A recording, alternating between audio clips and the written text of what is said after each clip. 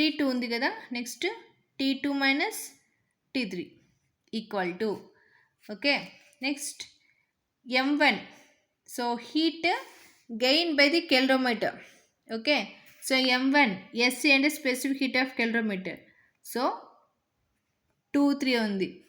So ఏమొస్తుంది, T3 minus T1.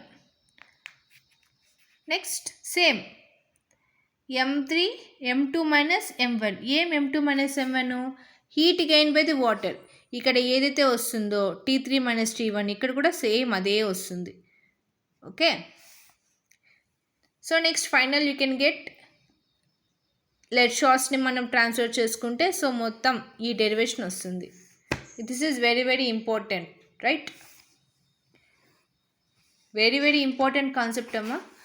So చాలా important concept 10th class వాళ్ళకి.